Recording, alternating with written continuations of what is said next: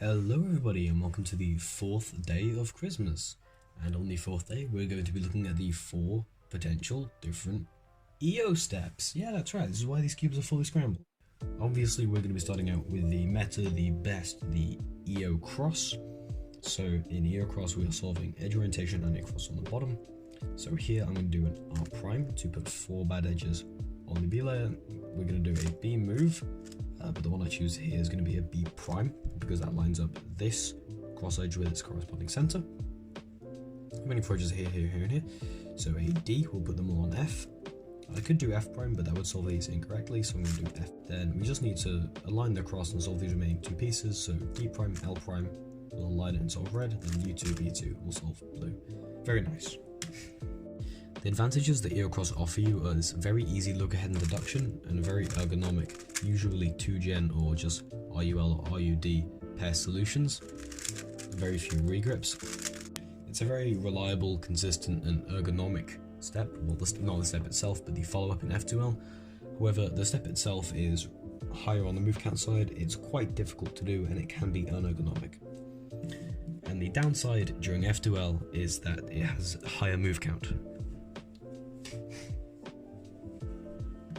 Moving on to EO line, often considered the OG approach to ZZ.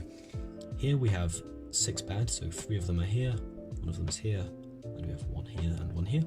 So the way I'm going to do this is 4-2 as opposed to the usual 3-3 because I just prefer 4-2 myself. So we can put all 4 on the back here and solve the B edge, the B prime, which leaves the UF edge here and these 2 edges, so R, FUF will solve our EO line.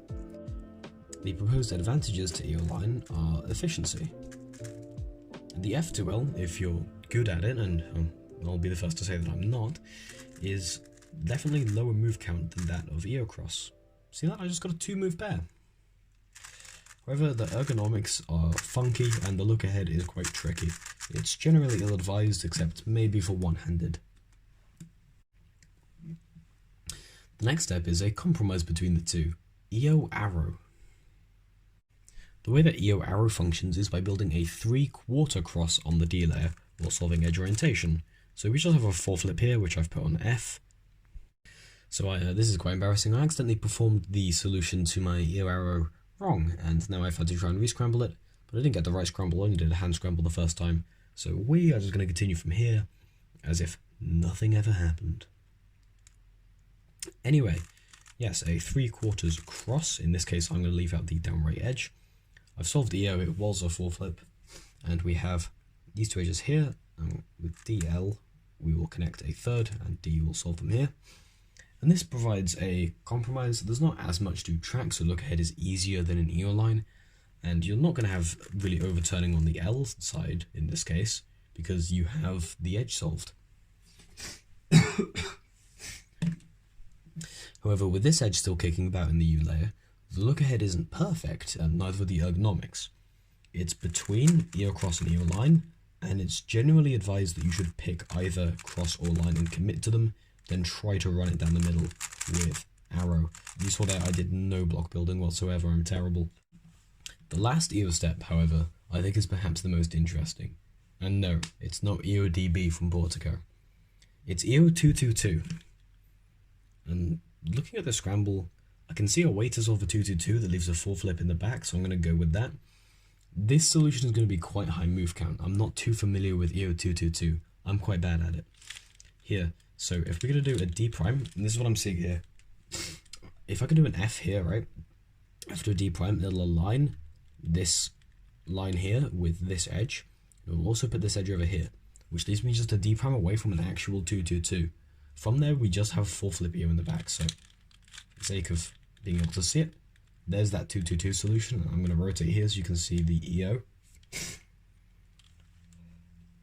There are 3 bad here and 1 bad here. So there are a few different solutions to this that are all 4 moves long. The one that I'm going to choose is this, D prime LDF, because that keeps this in place and it also solves this edge we're going to it.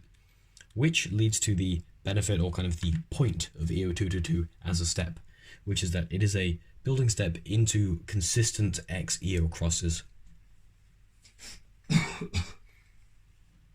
instead of starting with EO cross and trying to build in an extra pair as a block building kind of thing, why don't you start with a block build EO222 and try and insert 2 edges in the most convenient way possible? I mean, you just saw there, the way I solved it was with 3, so if I just do U prime L2, well then that's an X EO cross. If I was like, had a 6th sense, I could know that this is here and I could do like that to build a pair. So that's the idea behind EO222, is it allows you to build into X EO crosses perhaps more easily than EO cross would be. But it's very weird. The look ahead and ergonomics are a bit odd, especially if you have to expand out the edges after the step, after what you've planned. And it's a bit difficult to plan. I personally think block building and EO in the same step is just a bit too much for me. Anyway, this has been the 4th day of Christmas, and it's been a bit of an explanation into what 4 different EOSteps are and what makes them tick. Hope you enjoyed. Stay subscribed for more.